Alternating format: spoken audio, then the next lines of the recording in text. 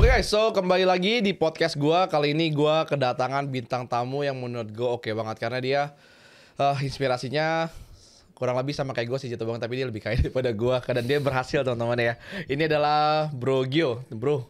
Salam kenal. Thank you banget loh. Thank you for having me. Iya, ini Happy bisa datang ke sini ngobrol-ngobrol kenalan. betul. Nah ini siapa terkesima sih karena beliau mau datang ya, karena kita belum pernah ketemu ya. Belum pernah. Ya, dan gua salah satunya ini gue suka karena dia kasih gue coba Dream Tester ya. Ini gue tahu dia sebenarnya dari Dream Tester buat tahu tentang mimpi kita itu sebenarnya apa kan. Nah bro, boleh nggak sih bro sebelum kita ke situ lo perkenalkan dulu diri lo sih bro. Oke. Kenalin teman-teman, gue Gior, gue CEO co-founder Garis Temu. Kita social media agency. Kita mulai tahun 2018 dari nggak punya kantor, nggak punya klien, nggak punya karyawan. Ya, hari ini puji Tuhan tim kita 40-an orang. Wow.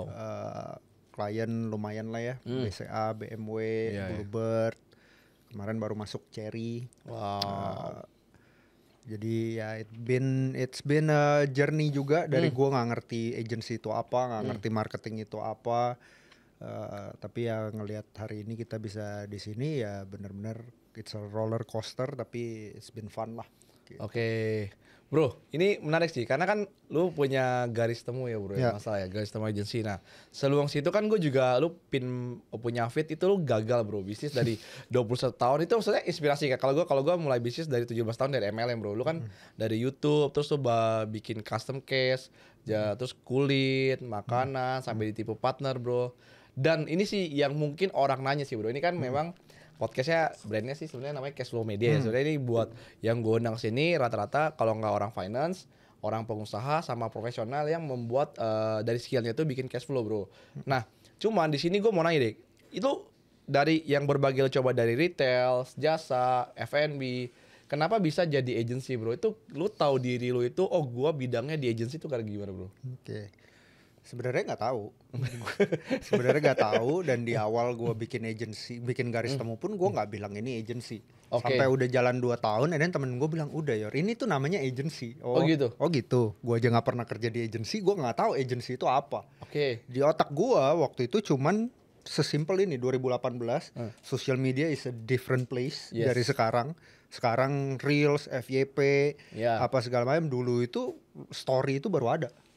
Oke, bener-bener. Gitu loh, kayak sebelum itu, nggak lama sebelum itu, kalau lu lihat sosial media masih sesuai timeline. Oke. Jadi kalau gua ngepost jam 6, lu 6:01 nanti kelihatan di home-nya tuh berurutan. Oke. Kalau sekarang kan enggak. Benar-benar. Gitu loh. Nah, jadi itu, tapi yang bikin gua kebuka adalah gua tuh sebelumnya jualan jaket kulit. Ya. Gua nggak punya toko, gua nggak punya apa-apa, gua cuman ngepost di sosmed dengan desain gue ala kadarnya.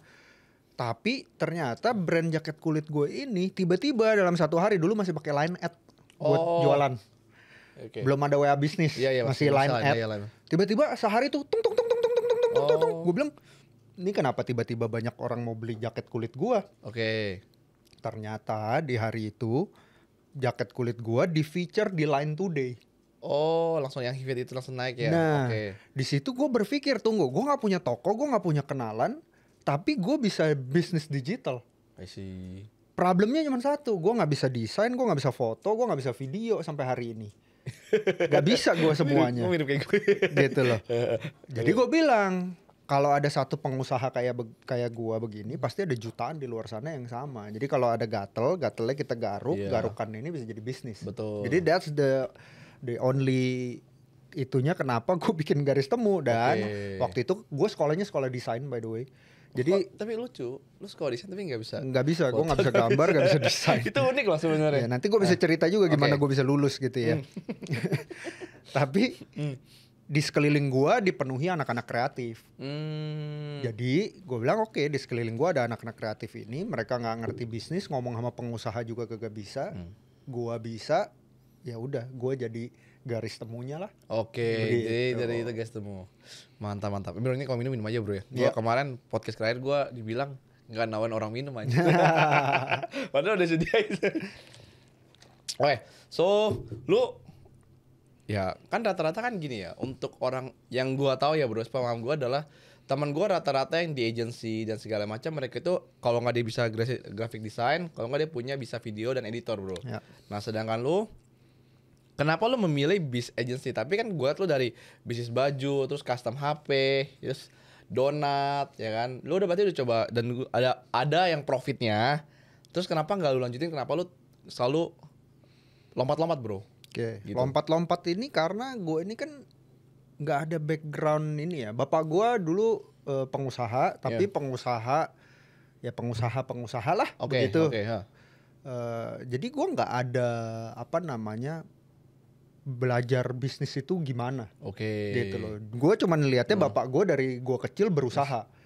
Gitu ya. Berusaha ini berusaha itu. Nah makanya ketika gue kepikir bisnis di otak gue adalah ya gue harus cobain aja semua. Jadi gue cobain ini, gue cobain itu sambil gue lihat oh ini gue suka nggak ya. Contoh gue jualan donat. Gue jualan donat itu di kantin kampus gue. Jadi gue lagi kuliah di bawah SPG gue 2 lagi bikin donat. Itu buat bayarin kuliah gue. Keren sih. Waktu itu zaman gue masih mahasiswa itu 1 bulan minimum 30 juta. Mantap banget lah itu bisa bayar SPP dong. Bayar kuliah semua sendiri semua gitu kan. Problemnya adalah setelah 1,5 tahun 2 tahun gue menyadari gue nggak suka F&B. Tapi udah profit. Wih. Kenapa lu nggak tetap lanjutin bayar orang gitu bagi hasil? Ya waktu itu kan gue masih bego ya. Gitu ya. Habis itu gue jadinya nggak terlalu gue ada inovasi, nggak ada apa segala macam. Makin lama makin turun. Udahlah gue bilang nih kalau turun gue iniin aja. And then gue itu selalu ada ide baru. Jadi gue duduk di sini gue tadi udah cerita lo ada another ide lagi. Jadi gue itu orangnya bosenan. Jadi ngelihat apa bisa jadi bisnis nih, bisa jadi bisnis nih gitu. Dulu gue mungkin perumpamannya adalah dulu gue airport tapi airport gue kecil. Pesawat yang landing masih dikit. Sekarang airport gue udah lumayan agak gede. Pesawat yang landing agak banyak dan pesawatnya mungkin Boeing 737 Airbus gitu ya. Nah, jadi ketika gue punya ada ide, gue bisa kayak ya udah lu mau nggak partneran sama gue apa. Nah, dulu kan gue nggak ada. Gitu loh. Dulu kan gue mulai semuanya bukan siapa-siapa dari dengkul doang gitu loh. Jadi lebih ke sana. Tapi ya gue cobain terus semua sampai gue ketemu oh gue ini apa sebenarnya. Jagonya gue ini apa gitu. Nah, ini kan orang bilang setuju gak sih lo kalau orang bisnis harus sesuai passion bro? Apa enggak atau enggak? Kalau gue sih dulu pas gue mulai bisnis gue bukan karena passion, karena duitnya sih bro. Kalau lu gimana? Apakah orang harus memulai berbisnis dari sesuai passionnya gitu? Enggak. Menurut gue passion itu privilege. Nah tapi privilege ini orang kan kalau privilege sekarang konotasinya punya duit ya. Betul. Menurut gue privilege bukan punya duit. Privilege itu lu punya pilihan. Gimana tuh kalau maksudnya pilihan gimana? Ada orang bahkan mau kuliah aja nggak bisa kuliah. Harus bayarin utang orang tuanya. Setuju. Harus bayarin orang tuanya yang sakit. Harus sekolahin adiknya. Itu nggak punya pilihan. Itu nggak punya privilege. Tapi kalau lu hari ini bangun, lu masih bisa pilih gue mau pergi kerja atau enggak ya. Itu lu privilege. Nah, ini privilege ya benar-benar. Ya, jadi privilege itu adalah punya pilihan. Itu yang pertama. Bukan kaya berarti. Bukan kaya, punya pilihan. Nice. Gitu. Yang kedua, passion. Passion ini orang bilangnya adalah gue suka apa. Salah juga. Soalnya orang bilang kalau lu kalau bisnis ya sesuai passion lo lah, biar lu happy ngerjainnya gitu. Kebetulan dulu, ini mungkin lu nggak tahu juga ceritanya. Dulu tuh gue sekolah Alkitab. Teologi berarti. Gue sekolah teologi, gue di drop out dari sekolah teologi. Kenapa? Cocok lo jadi pendeta. Jadi karena gue sekolah teologi, gue belajar bahasa Yunani. Ya. Passion itu bahasa aslinya, bahasa Yunaninya itu pasio. Pasio itu artinya adalah to suffer for. Di mana tuh sesuai kesukaan? Nggak ada. Artinya passion itu adalah to suffer for. Maksudnya gimana? Lu sayang istri lu dong. Passionately in love with your wife, right? Ada hal-hal yang dia mau lu kerjain, lu nggak mau sebenarnya. Tapi karena lu passionately in love sama dia, lu kerjain. Benar. Itu passion. Jadi ketika gue ngelihat passionnya gue adalah salah satunya adalah building business, building people. Di dalam building business ini ada hal-hal yang gue nggak suka jujur aja. Ngurusin tax. Itu paling masuk kan. Sama itu paling kan? suka. Semua ngurusin legal-legalan, ngurusin kontrak MOU. Itu gue males banget. Tapi karena gue suka berbisnis, gue suka bangun bisnis, gue suka bangun orang di dalam bisnis, itu gue kerjakan. That is passion gitu. Nah, berarti passion itu to suffer ya sebenarnya. Apa yang lu willing to suffer for? Nah, rela dikorbankan lah ya bahasa Indonesianya ya. Untuk mendapatkan itu ya berarti ya. Nah, ini jadi bukan kalau Indonesia kan ya karena passion kan lu suka sesuatu ya, berarti sebenarnya bukan suka sesuatu ya. Jadi gimana lu mengorbankan sesuatu tersebut. Nah, tapi ini juga menarik. Kalau orang nih sebenarnya bisnis itu apakah kalau yang zaman 2025 ini menurut lu bro? 2025 kan udah zamannya digital, AI agent ya kan, terus di mana ada mungkin influencer yang menyenggol kiri kanan demi attention ya kan.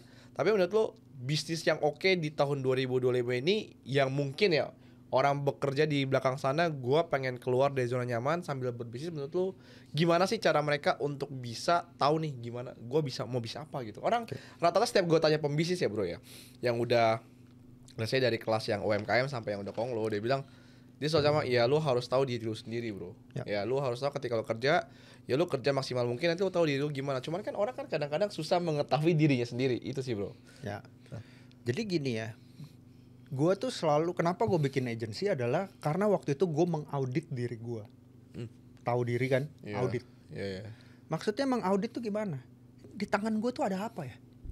Oke, itu versi gimana tuh? Di tangan gue ini ada teman-teman gue yang jago kreatif itu kan ada di tangan gue. Oke, powernya ya berarti ya. Ya kan, ada apa di tangan gue. Nah kebanyakan orang mikirin yang nggak ada di tangannya. Ya, AI agent. Ya pertanyaannya lu ngerti nggak? Enggak. Ya udah, that's not your opportunity. Ya benar. Ya gue bisa bilang sama lu bro, lu tau nggak sih sebenarnya kalau mau bisnis ini itu jual kelapa sawit bro. Tapi nggak ada. Kalau mentor gue punya kebun kelapa sawit 66.000 hektar lah. Gue suruh lu nggak punya, itu bukan opportunity lu. Karena nggak di tangan lu. Nah, iya benar. Orang itu ngebaca berita, bisnis ini. Ya kalau nggak ada di tangan lu nggak bisa. Nah ini kalau gue mau cerita pakai cerita Alkitab dikit boleh ya? Boleh banget bro, tenang. Kenapa gue bilang di tangan? Keluaran 4. Oke. Musa ceritanya lagi disuruh sama Tuhan, itu pimpin bangsa Israel keluar dari Mesir, gitu kan? Iya. Habis itu Musa bilang, gue nggak bisa ngomong, gue nggak pinter pimpin, gitu kan? Habis itu lagi ngomong-ngomong nego-nego, Tuhan tanya begini, Musa itu di tangan lu ada apa? Terus Musa bilang ada tongkat, ya kan? Itu menimbulkan 2 pertanyaan. Pertanyaan pertama, kenapa Tuhan nanya begitu? Pertanyaan kedua, kenapa di tangan Musa ada tongkat? Pertanyaan pertama, kenapa Tuhan tanya begitu? Karena Tuhan nggak pernah minta apa yang nggak ada di tangan kita. Benar. Ya dong. Setuju. Yang kedua, kenapa Musa bisa punya tongkat? Karena dia dari Prince of Egypt, dia jadi gembala strata terendah selama 40 tahun.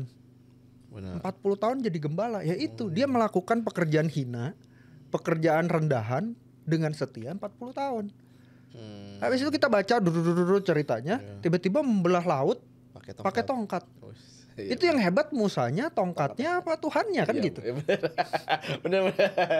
Sus. Iya kan? Nah, maksud gua adalah gini. Ini gua keluarkan dari konteks cerita Alkitab adalah pekerjaan-pekerjaan besar yang lu lakukan. Itu tuh datang dari apa yang ada di tangan lu yang lu lakukan dengan setia setiap hari. Repetition.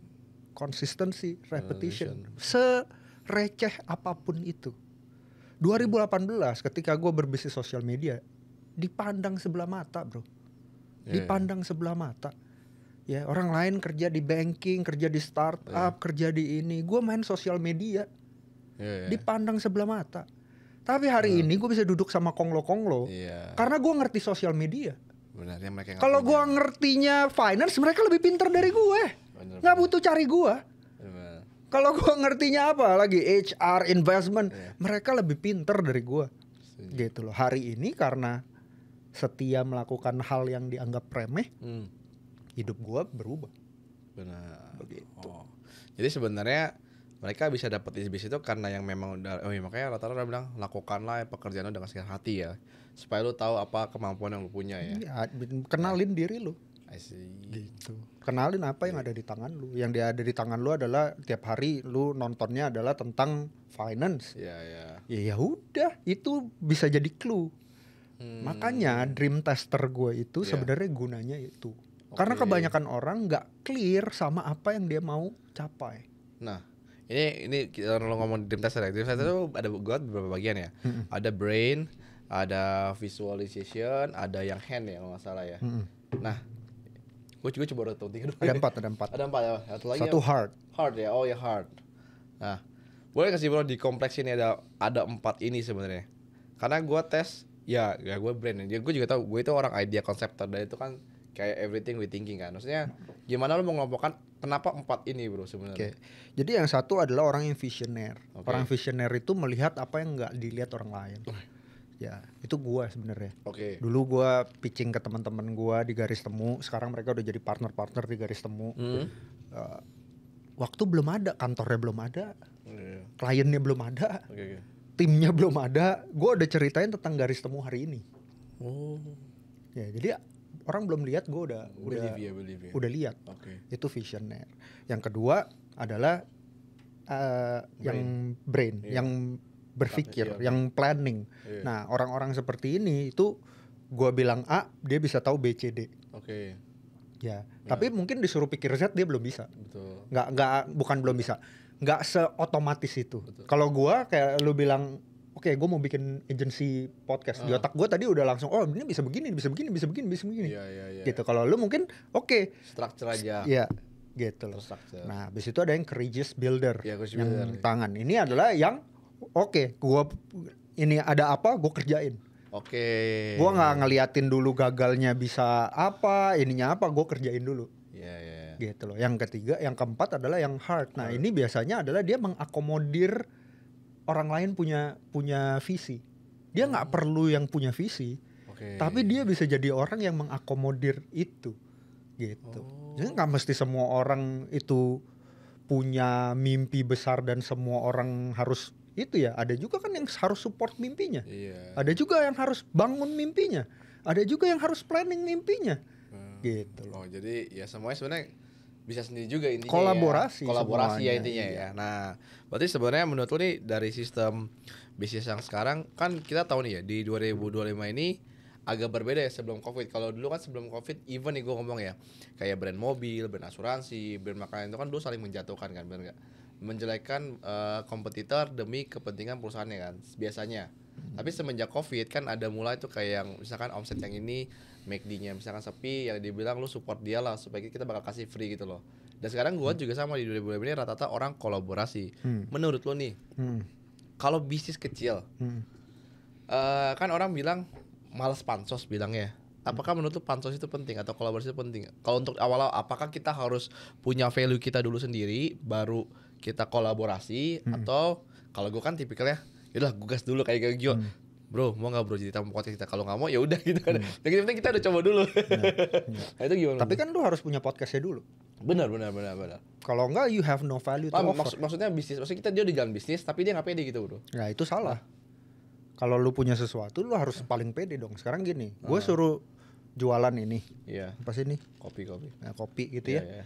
Gue bilang, bro, ini ya kopi ya. Gila enak banget loh. Ini beneran tadi gue tuh ngantuk-ngantuk. Langsung minum ini tuh langsung enak bro. Gitu ya. Lu jadi pengen dong. Benar. Tapi sekarang gue ganti. Bro, ini kopi bro. Enak banget loh. Rasanya manis tapi gak kemanisan.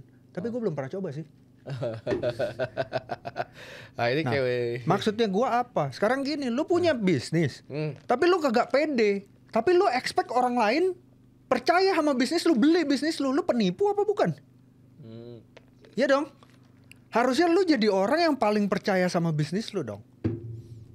Nah, ini baru aja sih bro sebenarnya. Karena lu bilang nggak pede dengan itu udah penipu kan bro ya. Bro, tapi ada orang nih bro ya. Yang dia punya value, dia ngomong besar tapi hasilnya nggak sesuai bro. Ya jadi, itu ada lagi. Itu namanya adalah gede mulut. Banyak juga orang di situ. By the way, sekarang ini ada satu orang yang kayak begitu, and he becomes the most important person in the world. Namanya Donald Trump. Iya benar. Literally dia idenya adalah bluffing. Benar. Gitu. Oh by the way di Indonesia ini banyak yang followersnya banyak, bluffing begini, bluffing begitu. Tapi hasilnya nggak ada ya banyak juga. Ya kan, ya jadi ya menurut lo kalau orang supaya untuk terjun ke dunia bisnis ini kunci apa sih bro yang kita harus pegang sebenarnya supaya ya kita ngomongnya kalau UMKM itu stabilize lah bro untuk dimasuk. Karena gue tanya semua pengusaha ya, mereka bilang adalah 2025 ini adalah masa paling tersulit semua pengusaha karena satu kabinet ganti, kedua mata uang kita paling merendah, dan ketiga tingkat inflasi, dan yang terakhir itu adalah rata-rata suppliernya dan pembelinya gagal bayar bro. Nah itu menurut lo gimana? Gue nggak setuju. Nggak setuju. Oke. Gini, gue udah pernah ngobrol sama orang yang levelnya di situ. Oke. Kalau dia yang tadi gue bilang ya, tanahnya dia 66.000 hektar, karyawannya dia berapa puluh ribu, dia ngomong begitu gue percaya. Kalau lu bisnis masih 1M, 2M, ya itu memang kelas atas ya. Kalau yang masih bawah ya itu. Ngapain lu pikirin tentang pemerintah mau begini mau begitu? Nggak ada ngaruhnya. You're too small, sorry ya, you're too small. Kan banyak bro yang kayak mengeluh gitu kan gitu. Mau tau gak kenapa? Karena gak suka nyalain diri sendiri. Oke. Iya dong. Mendingan gue salahin pemerintah, gue salahin ekonomi, mau dolar naiknya bagaimanapun juga. Ya elah bro, nonton podcast. Iya kan? Bener. Paling nambah 1.000 ya udahlah, AdSense lu bayarnya pakai dolar ya kan? Ya udah begitu doang. Malah lebih enak kalau lu dibayar dolar gitu. Tapi maksud gua adalah begini, makroekonomi terutama buat kalian-kalian yang di dunia finance itu membuat kita kelihatan pintar. Tapi sebagai pebisnis UMKM termasuk gua, itu nggak ngaruh apa-apa. Stop talking about macroeconomy, start thinking about microeconomy. Service lu gimana? Do you deliver your promise? Itu loh yang harus dipikirin. Bukan Indonesia gelap lah, inilah, itulah, ngurusin ATM diblokir lah. Ngerti gak? Itu cuman, ya itu manusia itu suka nyalahin orang lain aja. Gitu. Jadi kalau lu bisnis lu masih di bawah 1 juta US dollar in revenue 1 tahun, stop thinking about macro. Tapi emang rata-rata yang lu yang di bawah 1 juta. Iya. Gitu loh. Kayak udah micro aja yang lu pikirin, jasa lu gimana, how do you lead your team, ya kan? Gimana lu treat your customer, gimana you solve your problem. Itu aja kalau lu pikirin nggak habis. Kenapa harus pikirin yang lu nggak bisa kontrol? Nah, ini nih. Jadi gua nggak setuju sih kalau begini begitu. Karena mereka nggak mau nge-blame ya. Karena begini, kesulitan itu akan selalu ada. Setuju. 2020 sulit. Setuju. 2015 sulit. Setuju. 2010 sulit. Iya. Ngerti nggak? Jadi kalau bilang sekarang sulit, ya dari dulu sulit juga ada. Sekarang susah cari kerja. Dari dulu juga orang susah cari kerja. Ya benar. Tapi kalau sekarang ini kan ter-highlight. Kenapa? Satu, ditunggangi. Media itu ditunggangi. Ya, yang kedua adalah ya itu, orang Indonesia itu paling suka ngeluh. Bener. Kalau nggak ngeluh nggak makan. Ini menarik sih. Benar. Yang mulai emang itu. Nah tapi ada nggak sih lo yang menurut lo dari lo, apakah orang memang harus coba-coba dulu bisnis? Kayak gue kan ya mungkin gue 3 kali gagal, nggak sih lebih sih, baru nemuin passion di finance skill. Nah kalau orang-orang yang mungkin let's say lah ya, menurut lo orang yang udah telat gak sih kalau udah kerja puluhan tahun, udah punya anak, mau bisnis, apakah bisnis pertama itu selalu gagal? Kan ada bilang bisnis pertama itu pasti selalu gagal. Itu gimana bro? Bisnis pertama yang pebisnisnya masih goblok pasti gagal. Ya dong, wajar dong. Kalau lu goblok gagal. Iya pasti. Ya, karena ada pengetahuan. Gitu. Jadi bukan masalah bisnis pertamanya. Lu bisa bisnis ketiga tetap goblok kayak gue.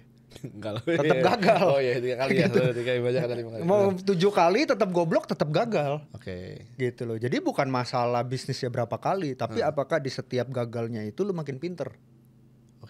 Gitu. Karena nih ya, ini buat UMKM ya. Bisnis itu hanya sebesar kapasitas ownernya doang. Ya. Jadi kalau UMKM habis itu sok-sok bikin pitch deck, habis itu bilang market size, bullshit. Bisnis itu hanya sebesar kapasitas lu doang. Kalau mau lebih kontekstual ke non pebisnis, rezeki itu hanya sebesar tangan kita mampu nadahnya berapa. Betul, Malik. Tuhan udah kasih semua uang yang ada, semua berkat, semua ini di dunia ini berputar. Ya kan, lu orang finance lu ngerti kan, semua berputar. Betul. Gelas lu segede apa? Kalau gelas lu sekecil ini, mau ininya segede apapun beluber. Benar. Jadi tugas kita sebagai UMKM adalah memperbesar kapasitas kita. Nah, kalau gue kasih satu cerita ya. Ini gue diceritain sama boleh banget. Salah satu orang pemerintahan. Okay. Ada satu orang bikin minyak kayak minyak kutus-kutus gitu. Iya. Sehari biasa bikin 20 jar, ya kan. Tiba-tiba dibantuin pemerintah, dimasukin ke BUMN. Meledak dong. Buat supply ke satu Indonesia kan. Disuruh bikin 15.000. Nangis dia. Bukan nangis seneng. Ngerti gak maksud gue? Semua orang kan doa mau dapat order gede, rezeki gede, ya kan. Lu tiba-tiba dikasih orderan 20M juga lu nangis. Karena apa? Kapasitas lu belum di situ. Gitu loh. Jadi udah stop it. Fokus sama kapasitas lu.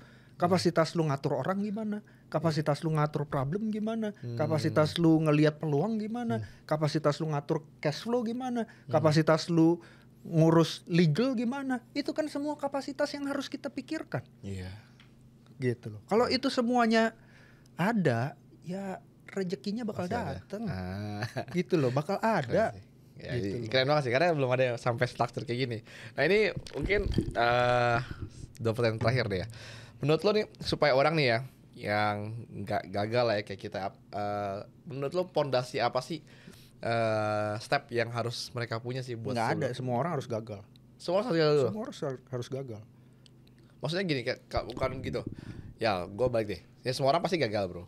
Tapi sebelum dia gagal itu mereka kan sekarang kan udah ada ChatGPT segala macam kan. Mereka maksudnya gimana sih supaya gue gak gagal bisnis gitu kan. Tapi yang menurut sekarang ini waktu lu gagal, lu merasa lu pinter gak sebelum gagal? Pinter banget sih. Iya kan? Gagal juga kan? Kan gagal juga kan? Aduh, goblok berarti jadi ya, bukan pinter. Iya kan, maksud gue ngerti gak? Jadi lu bisa sepinter apapun, ya gagal tuh gagal. Karena begini, gue kasih satu pemahaman begini ya. Kita ini produk dunia pendidikan. Ya, edukasi. Betul. Dunia pendidikan ini bilang gagal itu lawan kata berhasil. Ya. Nilai 98 itu gagal. Tidak sempurna. Oke. Berhasil itu sempurna 100. Iya. Sedangkan di dunia bisnis atau di dunia nyata, gagal itu temennya berhasil. Iya, benar. Kalau lu nggak gagal, lu nggak bisa berhasil. Iya. Jadi yang satu adalah lawan, yang satu adalah temen. Jadi banyak orang stres itu karena mereka, gue seumur hidup diajarinnya adalah tidak boleh gagal. Tiba-tiba hidup memaksa gue untuk gagal. Kalau gue nggak gagal, gue nggak bisa belajar. Nah itu yang jadi problemnya orang. Orang takut gagal. Padahal gagal itu temennya berhasil. Kalau nggak gagal nggak bisa berhasil. Oke, benar. Gitu loh. Nah itu menurut gue satu yang lu perlu pikirkan. Yang kedua begini, lu bisa belajar apapun tentang bisnis. Lu bisa tanya ChatGPT. Contoh ya yang paling gue sering lakukan. Gue mau bikin dream tester. Gue bilang ke ChatGPT, kalau Elon Musk yang bikin ini bisnis, kira-kira dia bakal bikinnya gimana? Itu kan keren banget ya. Dia bakal bikinnya begini. Pinter banget dong berarti kita ya. Gitu ya. Tetap nggak ngaruh sih. Ngaruh ya. Karena apa? At the end of the day, it's all about execution. Gitu. Nah makanya gue bilang ini contohnya lagi buat teman-teman yang mau bisnis tapi takut masih kerja apa segala macam gitu ya. Gue bilang kalau orang bilang mau bisnis tapi caranya adalah gue cari pengalaman dulu kerja sama orang. Betul. Itu tuh salah. Salah itu. Salah. Kenapa bro? Nggak ngaruh. Itu kayak lu mau belajar berenang tapi lu ambil kursi duduk di samping kolam renang belajar tentang coding. Oke. Ngerti gak maksud gue? Gak nyambung berarti. Gak nyambung. Ya. Caranya lu belajar bisnis adalah tenggelam. Kelelep, minum air. Oke. Di dalam kolam renang. Itu caranya lu bisa berbisnis gitu loh. I see. Jadi itu yang menurut gua banyak orang tuh salah kaprah. Gitu loh. Oh ya caranya adalah belajar dulu yang banyak baru bikin bisnis. Bro, one day lu dibawa kabur duitnya sama supplier lu, sama customer lu, dan itu lu mau cari di mana? Buku bisnis yang mana? Iya nggak ada juga sih. Ditusuk dari belakang sama partner lu, mau belajar dari mana? Benar, itu pengalaman sih. Gitu loh. Kayak ini contoh nih, barusan tadi ini gue sebelum pergi ke sini, salah satu klien gue gede banget nih, literally gede banget. Tiba-tiba dia punya Facebook kehack. Oke. Habis itu jadinya ads yang kita jalanin ada foto judul. Oh, Dia salahin gue. Padahal dia bilang gue yang berusaha ngehack. Lu belajar dari mana? Solusinya. benar juga sih. Karena lu yang kelola ya ini ads-nya ya. Iya, tapi resolve that problem Iya. itu ada di buku bisnis mana? Gak ada sih. Gak ada. Gitu loh. Kayak gak ada. Iya, iya. Lu butuh experience, lu butuh wisdom, lu butuh itu semua untuk bisa makanya gue bilang Handle objection ya itu. ya makanya gue bilang ya bikin bisnis caranya adalah dengan bikin bisnis dan jalanin bisnis gagal dan itu caranya lu belajar. Oke. Gitu. Oh ya, keren sih. Dan ini yang terakhir deh bro.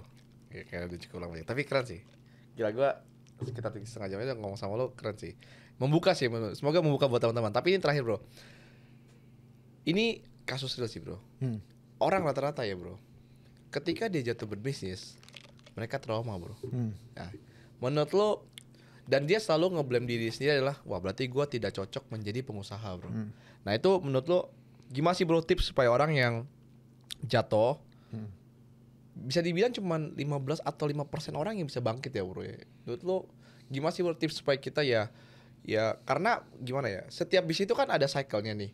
Dia contoh misalkan bisnis F&B ternyata lagi COVID ya kan, terus dia ganti lagi ke bisnis jasa ternyata nggak cocok. Nah menurut lu gimana sih supaya dia menekan oke, bisnis yang gue jalanin udah bener dan udah gue tetap yang lu bilang konsisten dan persisten ya gitu. Menurut lu gimana? Menurut gue yang penting adalah yang pertama, identity lu apa? Oke. Kalau identity lu bukan pengusaha, begitu gagal dikit ya udah gue kerja aja. Oh, oke. Ya dong. Tapi kalau kayak gue tuh udah dari awal gue bahkan nggak pernah kerja sama orang. Dari awal gue udah bilang adalah gue pengusaha, karena kalau gue jadi karyawan, I'm such a bad employee. Gue bakal mempertanyakan segala sesuatu. Bener. Di kantor itu. Iya. Daripada kerjanya gue berantem doang, gue bilang ke diri gue, if you're that good, kerjanya adalah ngatain orang, if you're that good, buktikan. Bikin perusahaan lu sendiri, jalan nggak? Anjir. Gitu loh. Gokil. Itu gua. Jadi identitas gua pengusaha. Waktu gua gagal, ya berusaha lagi. Pengusaha itu dasar katanya usaha. Jadi pengusaha itu harus berusaha. Oke, iya. Gitu loh. Nah, habis itu gua mikir waktu itu orang selalu tanya gua gimana sih kok bangkit dari kegagalan, dari kejatuhan. Selalu banget tuh ya. Iya kan? Gua punya teka-teki. Nah, teka-teki buat lu ya. Boleh. Buah apa yang nggak bisa dikupas? Buah apa yang nggak bisa dikupas? Oh, durian bisa dikupas. Langsung pakai. Bisa. Langsung pakai itu. Apa buah? Nggak tahu. Nggak ada tuh. Jawabannya buah yang udah dikupas. Anjing. Maksudnya tuh apa? Maksudnya gini. Orang yang nanya gimana sih kok bangkit dari kegagalan adalah orang yang nggak pernah gagal. Oh. Ketika lu gagal bro, gue sempat baca sedikit lu gagal 2024 apa-apa. Pilihannya emang ada? Nggak ada kan? Nggak ada. Pilihannya apa? Bangkit kan? Nggak ada pilihan. Iya benar. Orang itu berasumsi kita ini punya pilihan. Iya. Ketika lu di titik paling rendah, naik 1 senti juga udah lebih bagus. Setuju. Ya, nggak bunuh diri udah lebih bagus kan gitu. Nah itu dia. Bener kan? Masih bangun, masih mau mandi, masih mau ini, itu udah lebih bagus. Benar. Tapi kan kita nggak punya pilihan ya. Iya betul. Jadi menurut gue pertanyaan gimana caranya bangkit dari kegagalan, ya itu karena lu nggak pernah gagal. Kalau lu udah pernah gagal, lu tahu lu nggak punya pilihan selain lu bangkit. Nah, gitu. Dan apapun yang lu lakukan itu udah lebih bagus daripada kegagalan lu itu. Benar. Gitu loh. Jadi kalau ditanya, menurut gue itu satu yang kita harus benar-benar tahu. Kita udah gagal ya nggak bisa gagal lagi. Tadi buah udah dikupas nggak bisa dikupas lagi gitu. benar juga sih. Benar. Gitu. Nah, yang selanjutnya tadi ya identitas. Kalau identitas lu memang pengusaha ya lu akan berusaha lagi, lu akan ini lagi gitu loh. Nah, kebanyakan orang identitasnya bukan itu. Jadi dia bahkan tidak tahu identitasnya itu apa. Ya. Dia tidak tahu identitasnya apa, dia masukkan aktivitasnya menjadi identitasnya. Oke. Jadinya ketika aktivitasnya gagal, identitasnya gagal. Yeah, Guanya gagal. Setiap kali gua gagal bisnis, gua tidak pernah bilang Giornya gagal. Enggak. Gua bilang Gior bisnisnya lagi gagal. Yeah. Si pengusaha ini proyeknya lagi gagal. Yeah. bukan Gior ini si gagal. Ya, bukan diri kitanya tapi memang Ya projectnya ya, shit happen tapi kan lah abis ya. itu harus belajar kenapa gagal. Oh gue masih goblok. Ya udah kalau gue masih goblok gue harus belajar kan gitu ya. Ya. Nah jadi itu. Nah sekarang pertanyaannya gimana caranya orang punya identitas ini? Iya, iya. Satu, lu harus punya clarity. Banyak orang ini nggak clear di hidupnya. Iya, itu enggak semua orang punya ngerti hidupnya sendiri sih. Nah gue kasih satu perumpamaan bro. Anggap ya, Iya. bro gue ada klien nih Iya. buat lu, Boleh. orang buat finance ya, dia industri finance. Dia ada di sana, gue kasih tahu misalnya di Kemang Iya, gitu ya. betul. Tapi dia mau deal hari ini, lu harus pergi ke sana bro. Oke. Ya, lu tahu jalan ke Kemang nggak? Enggak tahu. Nggak tahu. Misalkan enggak tahu ya. Nggak tahu kan. Ah. Jadi yang lu lakukan apa? Google Maps. Buka Google Maps. Ketika lu buka Google Maps, habis itu pertama lu lakukan apa? Pesan Grab, kalau nggak mau mobil pesan Grab. Ya anggap lu bawa mobil, Bawa buka mobil. Google Maps, apa yang lu lakukan pertama? Langsung cari alamatnya. Cari alamatnya kan. Iya. Baru habis itu keluar kan jalan ini atau Iya, jalan ini, betul kan? Betul. Jadi kan pilih tujuan dulu baru pilih jalan ya. Betul. Tapi kalau di hidup kok orang pilih jalan dulu baru pilih tujuan? Goalsnya dulu ya sebenarnya. Di mana-mana pilih dulu tujuannya apa, baru pilih jalannya apa. Iya, dekat Banyak ya. orang tanya gue bagusan usaha atau kerja. Sekarang gue tanya gini, bro, bagusan lewat jalan tol apa lewat jalan biasa?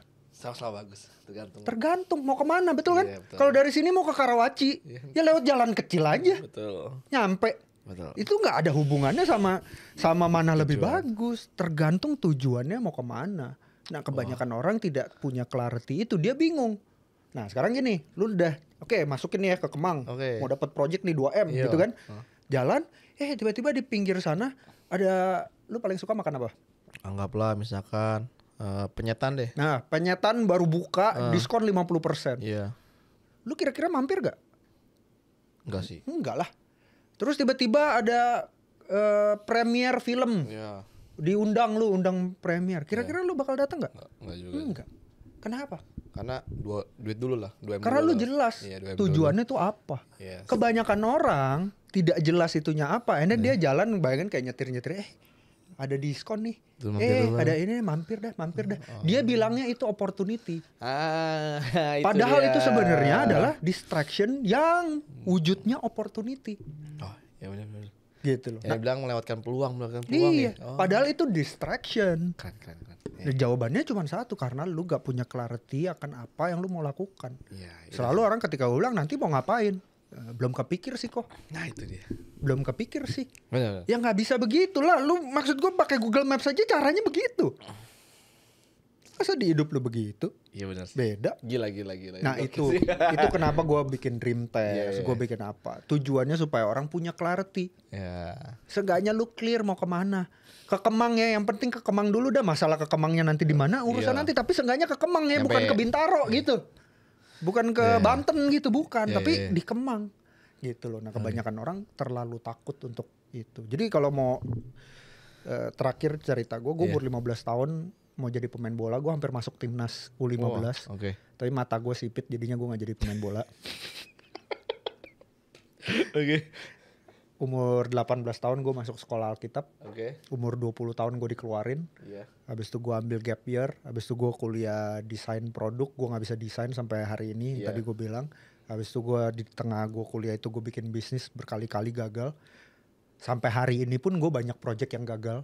Kan orang Iya. selalu bilangnya habisin jatah gagal ya. Iya. Itu goblok itu kata-kata. Oh gitu. Iya goblok itu Orang kata-kata. gue sering pakai kata gitu lagi anjing. Mau tau gak kenapa? Mau tau gak kenapa goblok? Kenapa? Satu, asumsinya adalah kalau waktu muda lu gagal terus, nanti jatahnya habis, nanti lu gak bakal gagal lagi.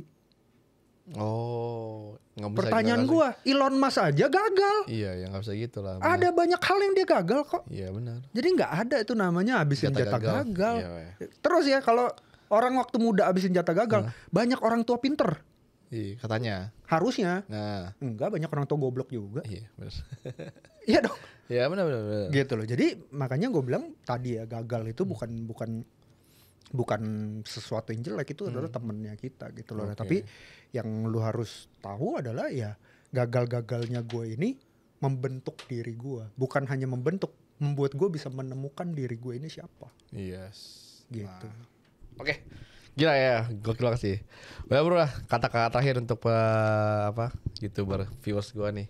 Mungkin kalau lu ada kelas atau apa, mungkin lu bisa sampein So ya gue punya dream test, teman-teman bisa cobain dream test itu. Gue post di deskripsi kali ya nanti ya. Nanti gue bisa kasih unique link biar dapat affiliate. Oh, terima kasih. Gitu ya. Jadi dream test ini bener-bener tools yang gue bikin untuk orang reflektif.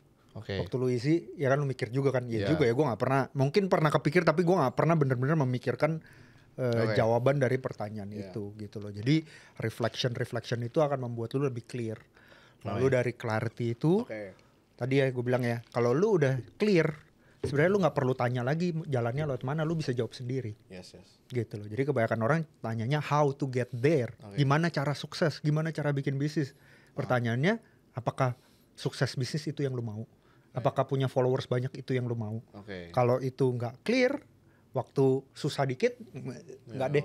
Tapi kalau itu clear, ya whatever it takes kan. Gue nggak tahu caranya juga gue cari yang tahu siapa gue tanya kan gitu. Gitu loh. Jadi itu buat clarity, dan itu akan membuat lu juga nanti bisa dapat reportnya, bisa dapat archetype-nya itu. Lu ini tipe yang kayak gimana, jadi nggak selalu merasa kok gue nggak kayak temen gue yang visioner ya. Gak masalah, dunia ini tuh semua harus kolaboratif gitu loh. Ada yang memang kerjanya lihat jauh, tapi kayak gue misalnya lihat jauh, tapi kalau detail-detail mungkin gue kurang teknis gitu ya, kayak gini gimana sih cara bikin podcast gitu, gue nggak tahu gitu. Tapi gue bisa ngelihat, oh pasti nih bakal banyak orang bakal butuh podcast nih, kayak gitu. Jadi itu gitu loh. Jadi dream testnya kalian bisa cobain. Link bawah ya teman-teman. And then hopefully itu bisa bantu kalian satu langkah untuk menuju ke tujuan yang kalian mau capai. Kalau itunya nggak clear, bahkan mau langkah pertama pun bingung. Akhirnya cuman ikutin aja. Society bilang cari kerja, mama bilang cari kerja, ya kan. Temen bilang ikut begini gitu loh. Padahal mimpi lu mau kecil, mau besar, mau keren, nggak keren, yang penting selama itu mimpi lu, itu mimpi lu. Dan semua orang, gue merasa di Indonesia anak muda, semua orang berhak untuk bermimpi dan berhak untuk kejar mimpinya. Gitu loh. Jadi hopefully dari dream test itu banyak orang bisa terbantu. I see. Nah guys, jadi itu ya, nanti teman-teman video dream testnya di link di bawah. Jadi teman-teman jangan lupa like, comment, dan subscribe, dan jangan lupa follow Instagram kita berdua. Dan ingat, podcast ini diharapkan APBN ambil positif dan buang negatifnya.